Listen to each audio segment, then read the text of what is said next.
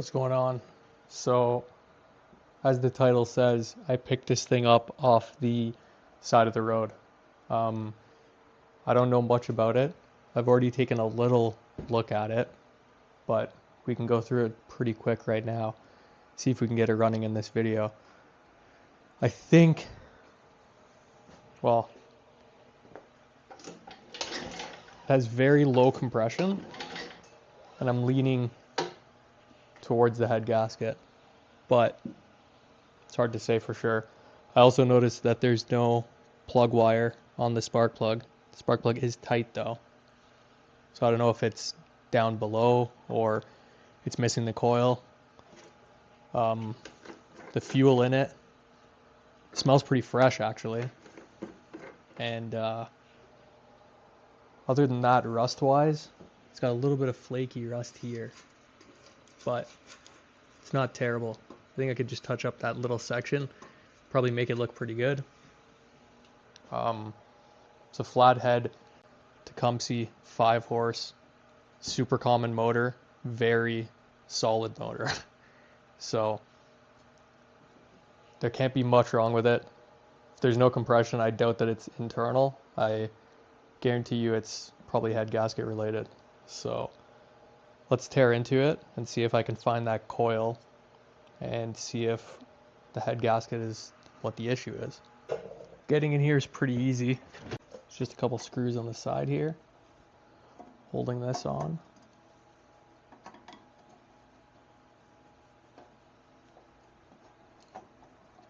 Plus that at the top. So I believe an 8mm. This is slotted, so it just slides out like that. The only thing you have to do is pop off this choke lever, but it just pops off like that.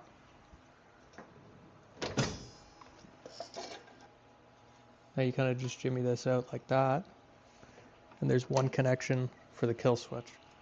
Well, I guess it does have a coil, because there it is right there. Someone just didn't put it back through up here. So this must have been already apart. But anyways, I'm sure we'll have to go through the carb, and I'm sure that, yeah, the carb needs to go through for sure. I can smell the old gas. Everything else is, it's got a new fuel line on it, or primer line. Oh, and it does work. So let's pop this cover off, the gas tank off, and get to the head gasket. I believe you have to take the muffler off as well, because one of the head bolts holds the muffler on. So let's do that now. So these 3 cylinder head bolts hold the gas tank on as well, and they are different lengths. Make sure you remember that when you put it back together.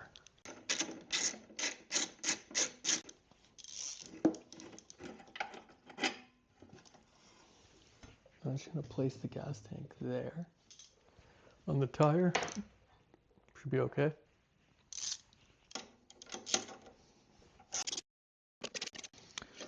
Wonder if they tried to fix it, then put it at the curb. So hopefully we don't dig into anything bigger. I don't think there's an exhaust gasket there. That's cool. I think I have one though. I think before I take all these out, I'll loosen the plug off with my plug wrench.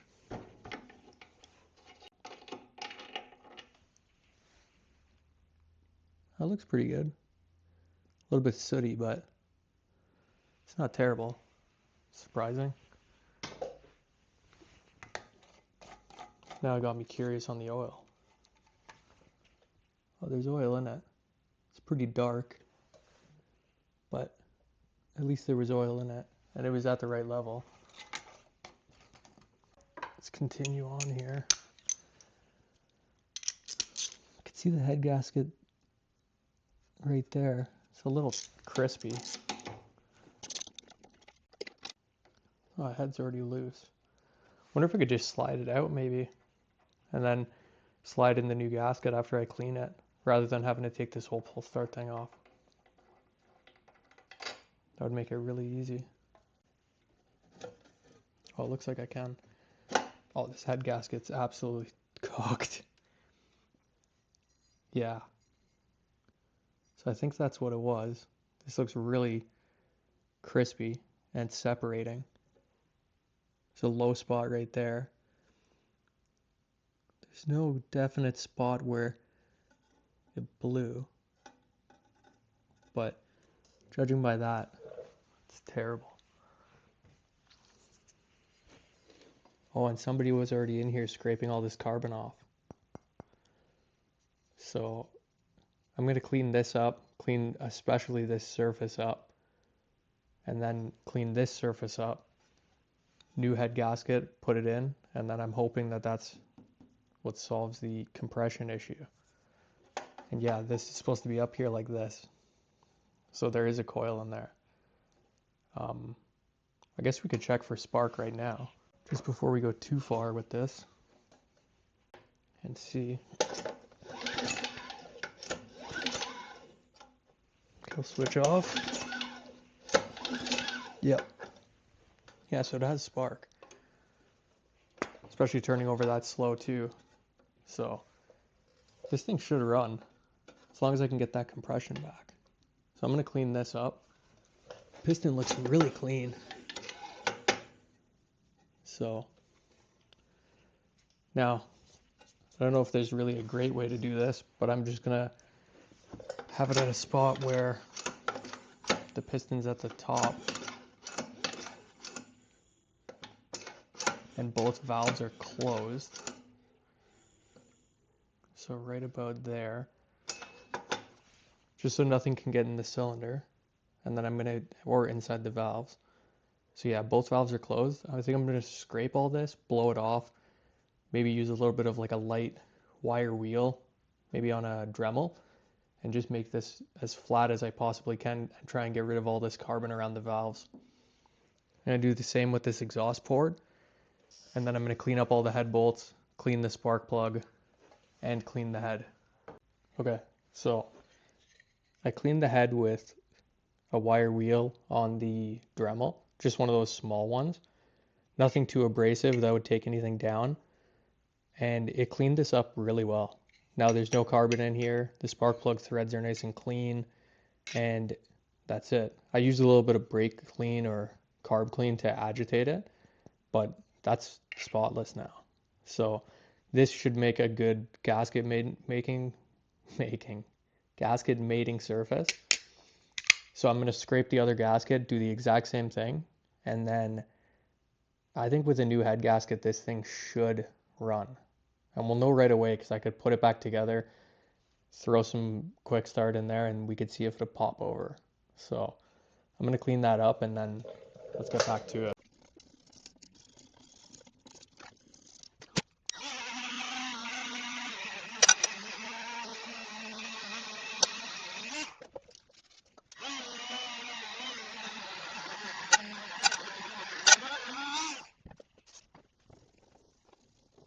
Now, this might not be the ideal thing to do, but since it's a small engine and it's probably not going to hurt anything, and I didn't take material off, I just used soft wire brush.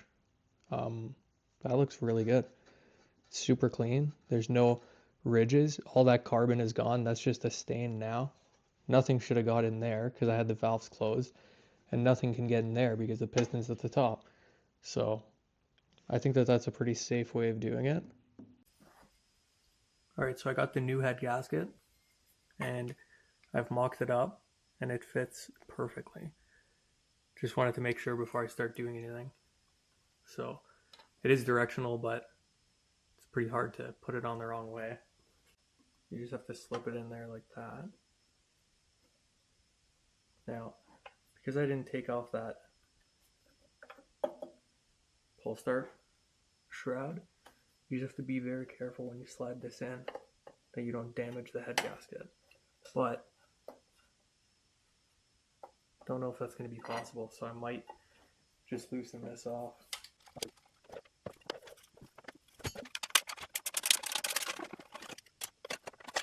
Yeah, I felt like I was damaging it a little bit, so I don't want to force anything.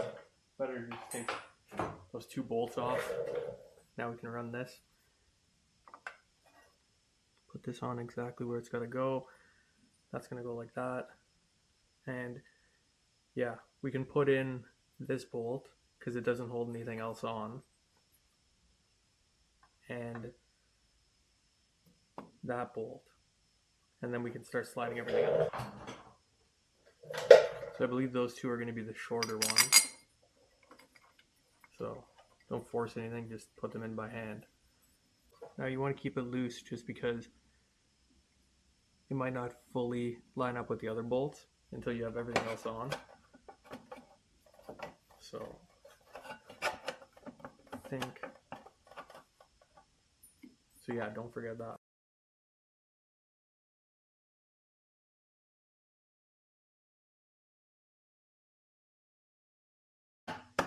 Lined up, that's like that.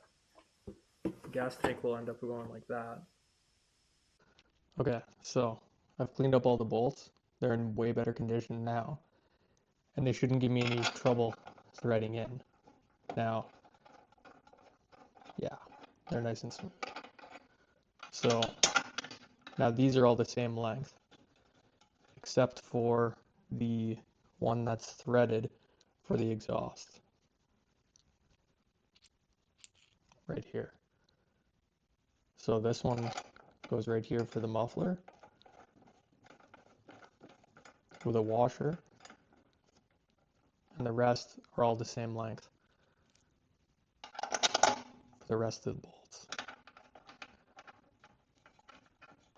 Yeah, these are going in way nicer. So the gas tank gets held on by these two right here. I have a good feeling about this. I think it's going to be a runner.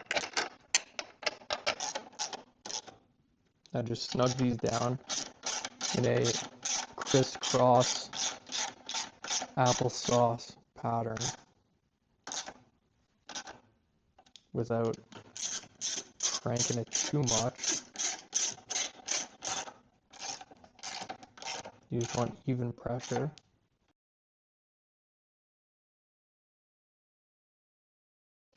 Now, if you want to be an extra nerd, you could look up the torque spec. So it says Tecumseh 5 horsepower L head engines, like the Snow King, says 16.5 foot-pounds or 200 inch-pounds. So I could torque it because I do have a torque wrench. So might as well just do it right. So it's 200 inch-pounds or 615 foot-pounds.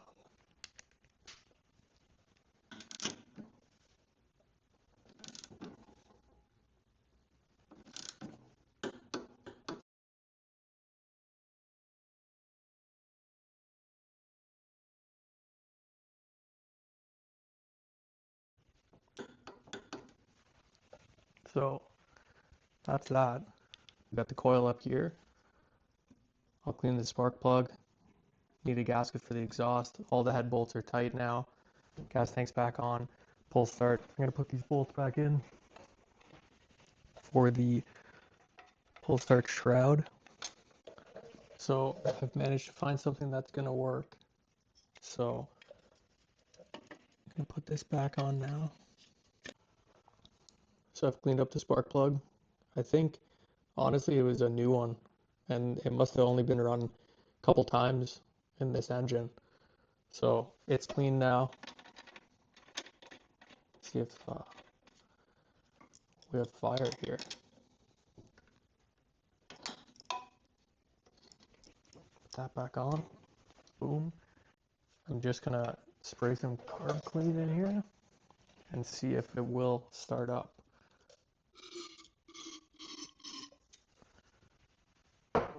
Let's see.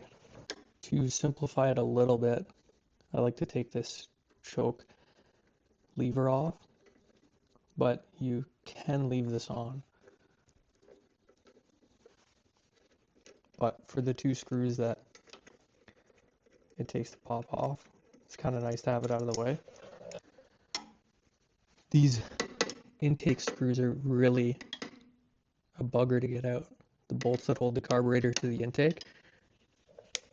I think if these are loose, it's almost your best bet to just pop out these and take the whole intake off. But these can sometimes be seized on older ones, and they're very hard to get out. And instead of risking stripping it, like this one's way tighter. Instead of risking stripping that Phillips head screw, you can just take these out, which I've done many times, but those are very tricky to get out. Sometimes you can use screwdriver plus a wrench, and you can get those loose. The other thing too to remember is that there is a gasket there. So if you take these out, now you risk ruining that gasket. But I think I also have a spare gasket there, so I'm not too worried about that either. I like to pinch off the fuel line just so that I'm not leaking fuel everywhere when I take it apart. Yeah, there's definitely going to be something nasty inside this carburetor. So yeah, pinching off that fuel line only gets you a couple of drips rather than this just pouring out. And the gas coming out of there smells pretty fresh, so I think it's just the actual carburetor that's gummed up. Anyways, so now it's just this one intake screw here.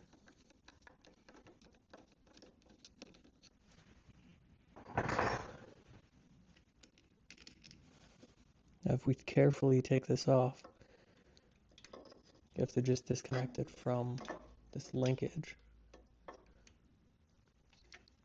Just like that. Now, you want to remember what hole it is in. I don't know if you can see that. What hole it's in there, and what hole it's in on the carburetor itself. Because it can go to this hole.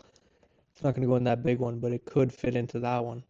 And if you put it in the wrong one when you reassemble it, the idle might be wrong, or it might be too high. It's basically the governor arm. So I like to either take a picture or try and remember. But on this one, it's going to be the one to the furthest left there. And that one is going to be the one to the furthest left. So anyways, it looks like I've taken this off without wrecking that gasket. So now this whole entire unit's off, and we can clean the carburetor, and hopefully it runs on its own fuel after this. So I'll make an in-depth carb clean video, but for now I'm just going to skip to the part where boom, we can put it back on because it's clean. Okay, so I have cleaned the carb. I've made a video on how to do it, so if you want to check it out, it's probably going to be posted. You can see how I went in depth and cleaned it, but for this video, we just want to know if this thing that I found on the side of the road is going to run now that I've done all this work to it. So the carb's clean, the gasket's not messed up here, and let's see if we can reassemble it. Now, like I said before, you have to remember which one this one in. We said it was the left one, so it goes back in the left one, then it comes out of the other left one. So you gotta like just jimmy it in here like this. So I also drained the fuel out, even though I said I was probably not going to.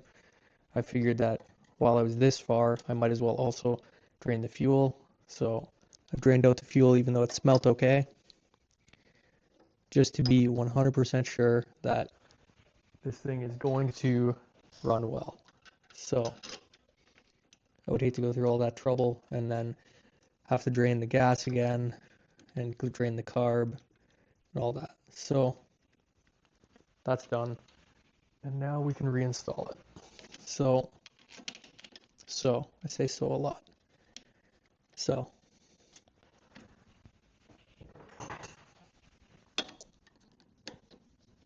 just want to make sure that that gasket back there is seated properly before you reassemble it, which it was. So it's just so it's It's just these two bolts that hold the intake on. You could tighten them just a little bit more if you wanted to, like this. But they don't have to be overly tight, or else you'll just strip them. Now I remove that choke lever, which is an easy install. Just two bolts.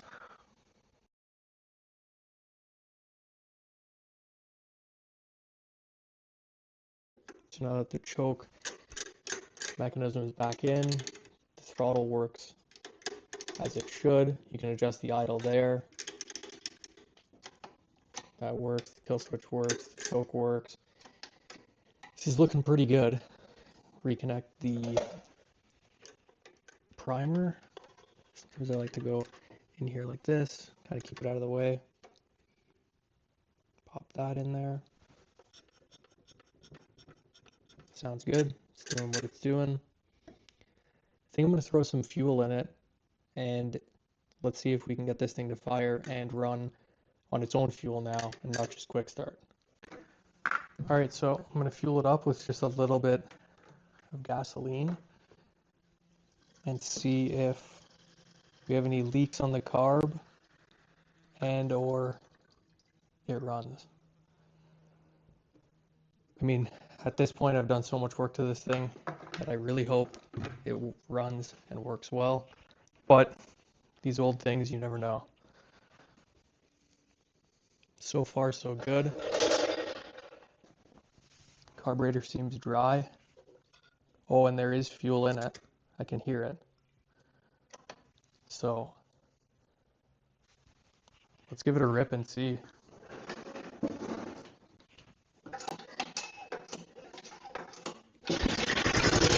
Oh well.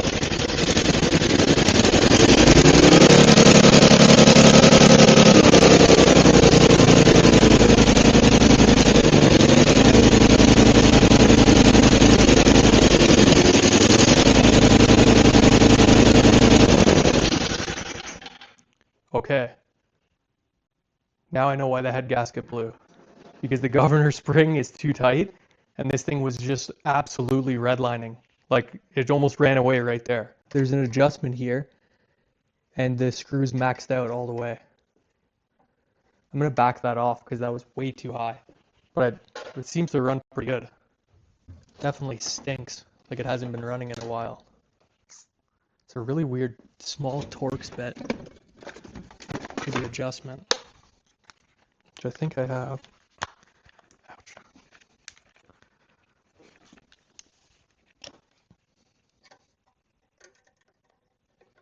Yeah, that's the one right there. So, bring you over here. Might be a little easier. So right here, there's an adjustment, and it's this tiny little Torx. It was like a T10. And you can adjust this out. As you can see, it was bottomed out all the way. But when this comes up, there's a spring underneath here, which controls how much tension there is on the throttle. And I can tell you that there's a lot of tension here. So I'm going to back this off a couple more turns.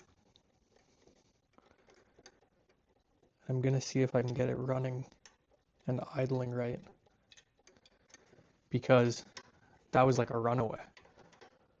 And if it was running like that, no wonder the head gasket exploded. So I'm going to fire this thing back up, and let's see if we can adjust that.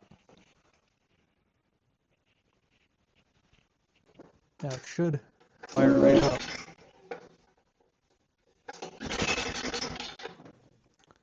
I think I flooded it.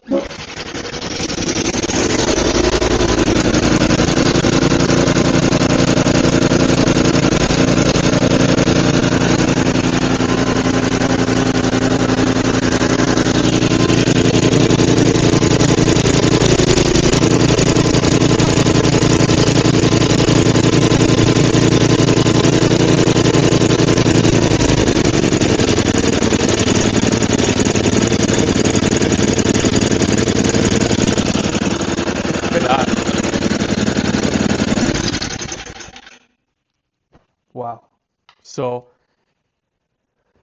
that's great. This thing runs amazing. It actually even idles, which is wild.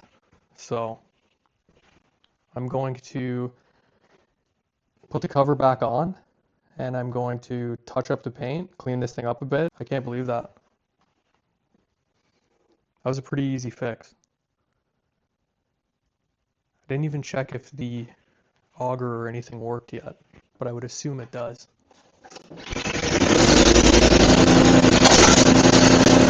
Wow.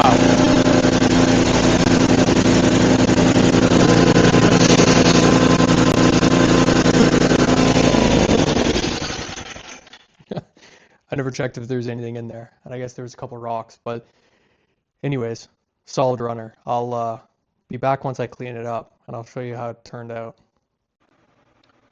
Okay, so I have detailed it and given it a quick little paint job there. It's not the best, but it's better than ugly rust. But look at how good it turned out. I can't believe that this was on the side of the road and now it's a one pull great running snowblower. So just goes to show you it was just a little bit of TLC, maybe 2 hours worth of work, and I think it only cost me $10 for 2 head gaskets. Not bad for 10 bucks.